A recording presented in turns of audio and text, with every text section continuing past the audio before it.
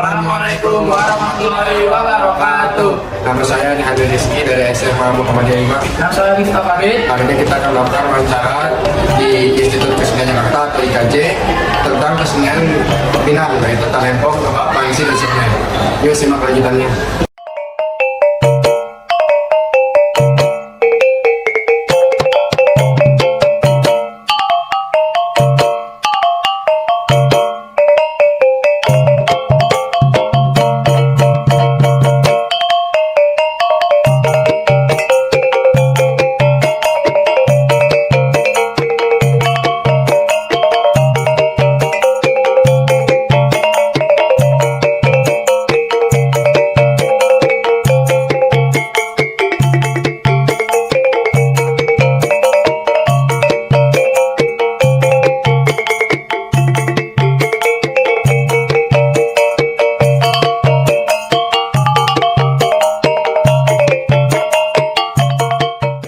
Warahmatullahi wabarakatuh. Nama saya Nurudin Susesti Ningsih. Saya Hilmi Ahmad Muzaki. Kita dari SMA Muhammadiyah 5 Tebet Jakarta Selatan. Saat ini kita sudah sampai di Gedung Kesenian Seni Pertunjukan Institut Kesenian Jakarta. Jadi di sebelah saya sudah ada Bapak Ruslan. Ya, selamat sore. Sore. Kita mau langsung ke pertanyaan wawancara. Jadi teman-teman boleh langsung ada yang mau bertanya, silakan. Nama saya Nihadi Rizky.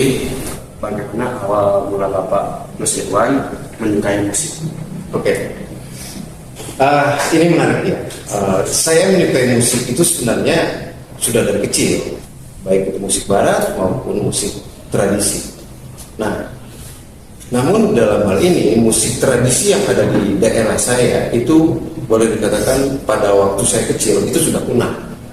Tidak ada lagi orang yang memainkan alat musik tradisi. Nah, pada akhirnya waktu SD saya belajar musik secara otodidak. Ya, bermain gitar otodidak, main drum otodidak. Selanjutnya boleh. Pertanyaan ketiga, bisakah Bapak menjelaskan mengenai ciri khas dan juga sejarah dari alat musik talempong? Kalau sejarah talempong, saya di sini tidak bisa untuk mengatakan bagaimana sejarahnya sebenarnya, gitu ya. Berasal dari mana? Sampai saat ini, inilah satu kasus sebenarnya yang ada di musik tradisi. Mungkin bukan hanya di Minangkabau saja. Kita tidak tahu dari mana asal musik talempong itu sendiri. Termasuk juga gamelan. Apakah berasal dari Jawa? Belum tentu juga, karena di Thailand juga ada gamelan. Ya, di Asia Tenggara itu banyak yang sejenis dari gamelan itu sendiri. Jadi bisa aja Indonesia mengklaim awalnya di Indonesia. Thailand juga bilang begitu. Nah, bagaimana gitu kan? Ya, nah, ini sesuatu yang rumit kalau kita bilang gitu. Dan sepengetahuan saya, yang namanya talempong itu pada awalnya itu sama dengan cara pembuatan dari alat musik gamelan. Istilahnya ditebak gitu ya, terbuat dari perunggu, kemudian diketok, akhirnya membentuknya seperti ini, kira-kira seperti gamelan itu sendiri. Nah, kalau talempong ini sudah melalui dicetak. Itu yang saya dapat informasinya dan pembuat talempong itu dari tahun 1968. Nah, jadi ada sedikit kemajuan dari teknologi pembuatan alat musik yang ada di Minangkabau. Itu tahun 1968 mereka sudah mencetak, tidak menempah lagi atau main diketok. Kira-kira sejarah pendeknya begitu. Kalau bermain talempong itu kan memakai setrika. Ya. Yang ditutup itu di bagian ini. Ya, bagian tengahnya ini. Bagian tengah. Ya. Jadi membentuk yang mana ada? Apa sesuai ada beda-beda ukuran gitu? Pada prinsipnya sebenarnya ukurannya sama. Ya, kalau saya tidak salah, ini kalau kita ukur sekitar 10 cm. Ya. Kalau garis tengahnya ini biasanya 17 cm atau 18 cm. Pencon, nah ini pencon ya. Penconnya ini biasanya berukuran sekitar 1 cm sampai 1,5 cm. Nah, untuk menentukan tinggi rendahnya itu tergantung pada permukaannya ini. Ya. Karena semakin permukaan ini cembung gitu ya, misalnya seperti ini ya, kita ketok dari bawah, itu nadanya akan tinggi. Dan kalau kita ketok dari atas ini pakai stick misalnya seperti ini, ya, nadanya akan turun, gitu. Karena kalau semakin ke bawah dia dari permukaannya ini makin kendor, kira-kira seperti itu. Ini kan talempong udah nih Pak. Selanjutnya boleh tolong menjelaskan sejarah sama ciri khas dari serunai? Ya, kembali kita mengatakan ya bahwasanya kesulitan kita itu persoalannya persoalan sejarah. Sejarah ini kita tidak bisa mengklaim itu dari mana gitu ya, dari tahun berapa. Nah, kalau sarunai ini biasanya terdiri dari 5 buah nada, ya. Bolongannya 4, tapi nadanya 5. Nadanya 5, ya. Bolongannya 4, nadanya 5. Karena kalau dimainkan ada 1, 2, 3, 4, 5. Nah, dalam istilah musik ini dinamakan dengan pentatonis, ya, pentatonis. Karena terdiri dari 5 buah nada. Kemudian sarunai ini ya, biasanya bagian dari perangkat dari talempong paci. Dan bisa juga untuk main sendiri, ya. Dan lagu sarunai ini kalau secara tradisi cuma satu yang saya ketahui, itu namanya Kumbang Cari, ya. Kumbang Cari itu sampai sekarang entah siapa menciptanya nggak jelas, ya. Itulah tradisi, ya. Misalnya kalau saya melodikan seperti ini, ya.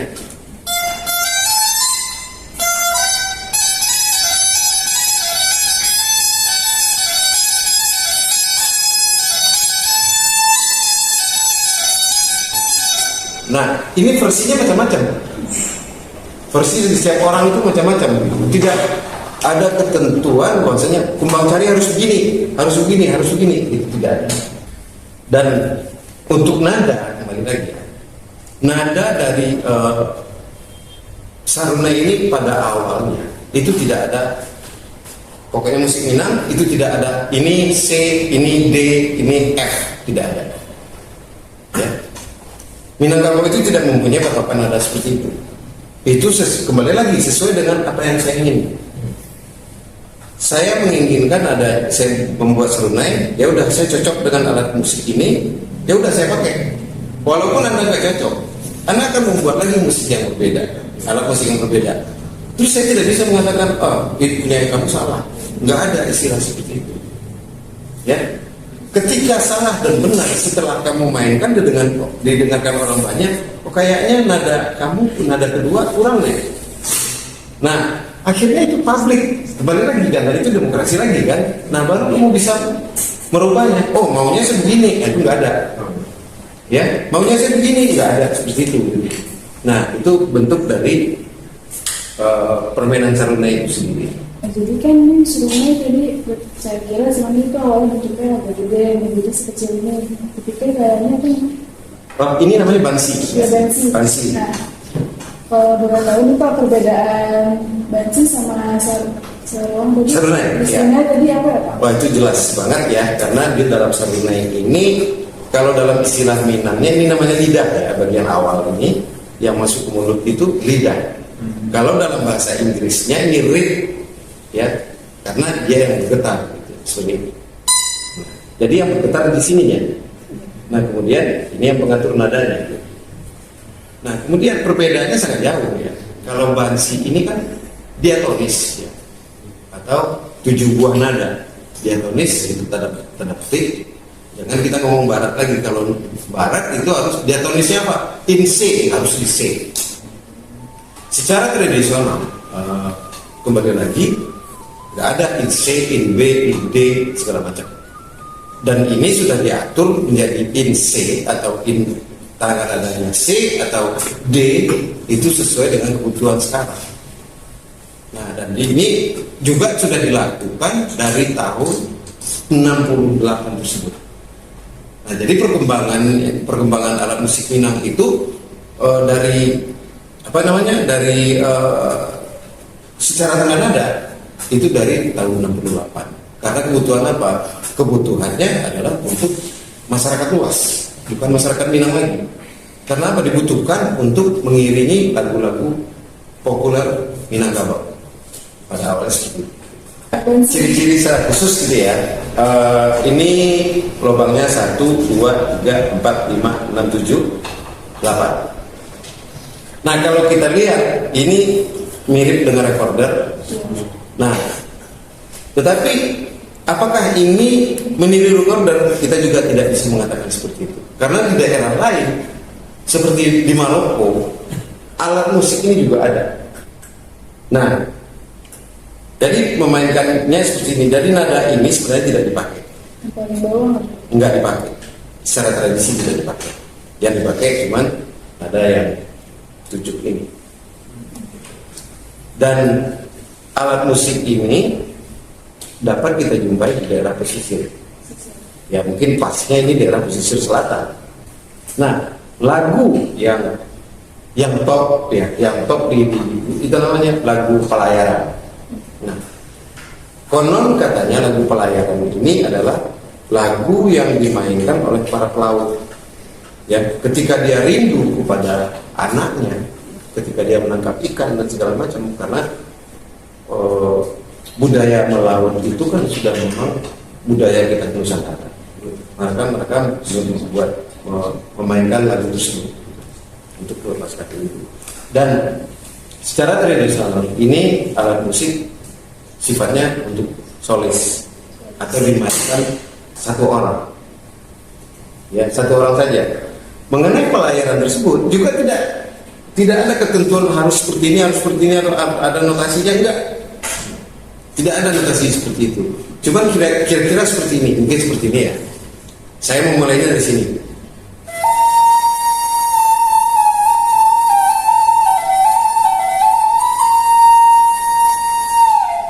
Awalnya seperti itu. Ada juga memulai dari sini.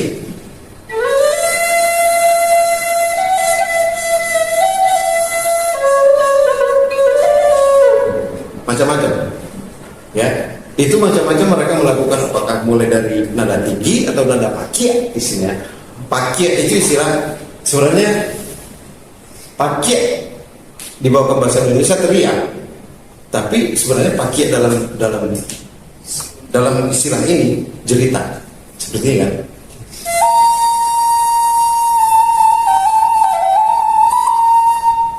Itu jeritan hatinya. Nah kemudian menurun, nah itu nggak bisa ditentukan. Misalnya saya main sekarang belum tentu saya akan main seperti itu. Yang kedua, yang ketiga belum tentu seperti itu, karena tergantung kepada hati kita. Saat kita dan kapan kita memainkan, seperti apa perasaan kita. Karena perasaan itu dari detik berubah. Gitu. Saya ada pertanyaan Pak. Ya. Nah, apakah Bapak bisa menjelaskan mengenai ciri khas dan juga sejarah mengenai alat musik rebab Pak?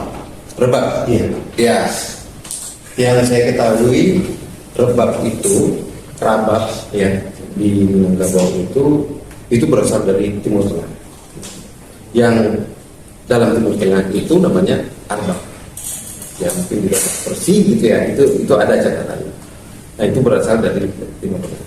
Dan rabab di Minangkabau itu ada yang terbuat dari batok kelapa, belakangnya gitu ya, membrannya, kemudian ada kulit seperti ini gitu ya.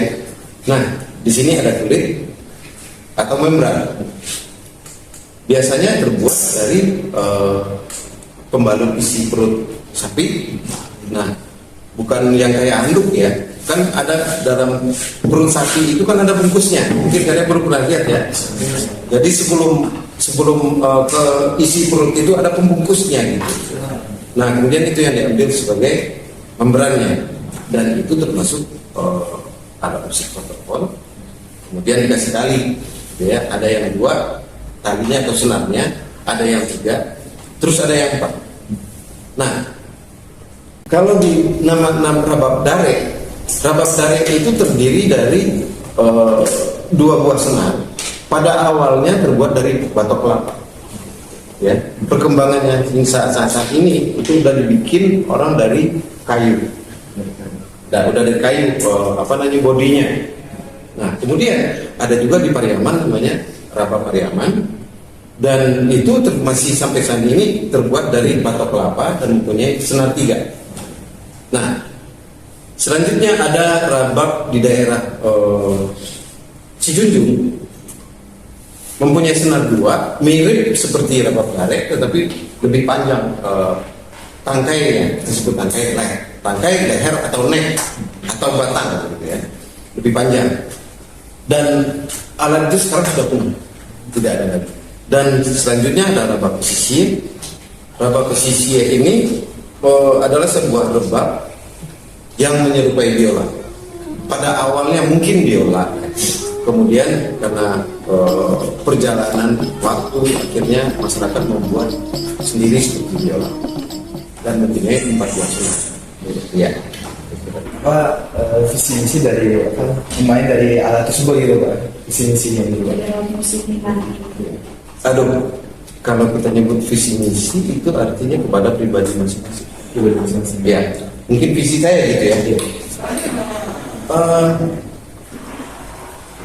Saya sebenarnya punya mimpi yang sangat punya mimpi bagaimana generasi muda ini akhirnya bisa mencintai budaya ini dan tidak melihat bahwasanya wah ini punya orang Minang, ini punya orang Jawa, ini punya orang Bali dan segala macam. Sesungguhnya musik tradisi itu menurut saya itu dalam kacamata etnomusikologi itu gak ada kultus. Semuanya milik kita. Kita bisa aja membuat musik itu berdasarkan dari musik mana. Tentu kita harus mengetahui dulu bagaimana bentuk musik dan bagaimana alat musik dan segala macam. Nah, seperti kita melihat alat musik organ, piano, gitar dimainkan oleh orang seluruh dunia. Ya.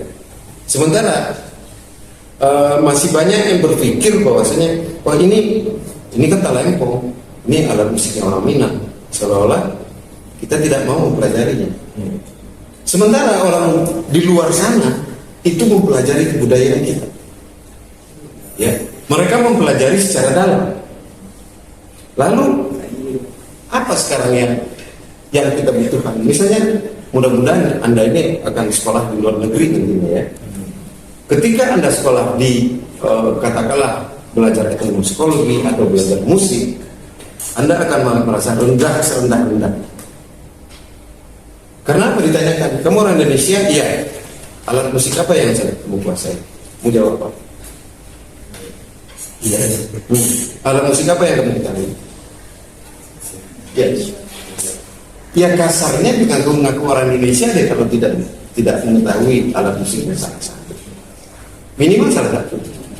Tapi banyak kejadian teman-teman yang sekolah ke sana gitu, mereka mempelajari gamelan di luar sana. Sementara kita tidak pernah belajar gamelan. Nah, coba lihat di YouTube berapa banyak orang bule itu mempelajari gamelan secara tradisi ataupun mereka menggarap sendiri. Bagaimana musik Indonesia itu dicintai oleh orang luar dan kita sendiri jangankan untuk memainkan, melirik pun tidak. Jadi visi dan misi saya tetap secara pribadi saya tetap akan menunggu kembangkan alat musik tradisi yang ada. Bahkan saya ingin membuat alat musik yang baru. Musik Minang itu punya keunikan atau apakah musik Minang keunikan dengan musik daerah lain? Keunikan tersendiri dari musik daerah lain. Keunikannya itu sebenarnya salah satunya dalam cara bermain tadi. Ya. Bagaimana kita tidak mempunyai pakem yang harus begini. Ya. Tetapi kita harus tahu dulu, oh bunyinya seperti itu. Nanti kita bikin seperti apa lagi. Ya. Itu satu. Terus yang kedua, tangga nadanya pun tidak harus seperti diatonis, misalnya 7 nada, 5 nada, ini segala macam. Itu tidak seperti itu. Ya. Karena kalau kita sebut tengah nada di Minangkabau itu banyak sekali. Motivasi Bapak untuk semua orang yang ingin menekuni musik Minang. Ya. Oke, kalau ingin menekuni apapun, ya, terutama kalian generasi muda, visi misi adalah yang pertama. ya, kita mempunyai misi, ya, kita mempunyai visi. Visi itu adalah mimpi, benar ya? Nah, itu harus kita wujudkan melalui usaha. Bagaimana usaha kita? Itu nggak bisa kalau misalnya mempunyai cuma visi aja, ya. Misi kita bagaimana kita mengejar mimpi itu sendiri. Nah, artinya di sini sebuah kelemahan dari kita udah bisa ya sudah, karena tidak meneliti, tidak mencoba kedalaman seperti apa. Makanya akhirnya pengetahuan kita itu istilah udah cetek banget. Karena udah bisa ya udah, kita udah menganggap kita sudah bisa. Dan itu membutuhkan waktu yang cukup panjang dan menyita pikiran kita. Ya sebagai orang Minang, saya sekarang mendengar musik Minang, saya ingin versi saya. Saya tidak ingin versi A, B, C, D. Artinya saya tidak mau meniru. Ketika saya tidak mau meniru, tentu saya akan mencari di mana orang lain yang nggak punya. Di mana saya harus menghadirkan diri saya. Artinya bagaimana kita menampilkan diri kita untuk musik itu sendiri. Idealisnya, suka atau tidak suka orang lain, kita jangan memikirkan itu. Karena kalau kita serius dengan apa yang kita inginkan, akhirnya apa nanti yang terjadi? Kita bisa menjelaskan pada orang. Kalau hanya meniru, semua orang bisa meniru. Tetapi apa yang bisa kita tirukan? Ya, karena pada hakikatnya yang namanya manusia itu adalah suka meniru. Itu sudah budaya seperti itu. Apakah kita akan seperti itu? Di sini memang kita dilatih untuk berpikir kreatif. Bukan hanya itu, dilatih diri kita itu bagaimana kita mencapai keinginan dengan tidak mengganggu orang lain, dan bagaimana kita mengajak orang lain itu bisa bekerja sama dengan kita. Ini Pak ada pertanyaan tambahan. Kan biasanya musik Minang itu udah jadi ciri khasnya buat seperti mengiringi tarian persembahan gitu. Apakah musik ini kalau memainkan secara berbarengan itu Maksudnya berbarengan? ini kan kalau dimainkan dengan senai, rebab gitu. Nah itu tergantung pada garapannya. Kembali lagi, bagaimana garapan kita, apakah membutuhkan itu atau tidak. Nah itu lain lagi kalau kita bicara itu bagaimana komposisinya. Komposisi ini secara susunan, komposisi secara musik, ya, komposisi secara artistik dan segala macam. Nah kalau dimainkan semuanya dan kita atur sesuai dengan musik barat, bisa saja sah, bukan berarti sah ya, sah, bisa karena keinginan kita seperti itu. Bukan berarti tidak boleh, diperbolehkan, sangat diperbolehkan. Nah tergantung kreativitas dan ide kita itu. Kita mempunyai ide kita, misi kita apa? Kan harus ada itu. Kembali lagi ke sini, ya. Wah, terima kasih banyak ya Pak atas informasi yang telah diberikan oleh Bapak. Nah, semoga bermanfaat bagi kita semua yang mendengarkan. Tapi sebelumnya saya juga mengucapkan terima kasih pada kalian. Mungkin pesan dari saya, jangan ini hanya menjadi tugas, ya. Tugas yang diberikan oleh guru dikerjakan, setelah itu selesai. Jangan hanya seperti itu, karena bagaimanapun Anda akan berhadapan dengan ilmu apapun itu, ya. Mungkin sekarang Minang saya memberikan seperti ini dan informasi ini belum tentu benar semuanya, karena setiap orang itu mempunyai pengetahuan. Jadi banyak yang harus kita gali dalam pengetahuan itu, dan ketahuilah bahwasanya musik atau kesenian itu jangan hanya dilihat dari segi indah, tidak indah, suka, tidak suka, karena kesenian itu hasil dari budaya. Ya dari situlah kita lahir, dari situ kita tumbuh, dari situ kita berkembang. Assalamualaikum warahmatullahi wabarakatuh.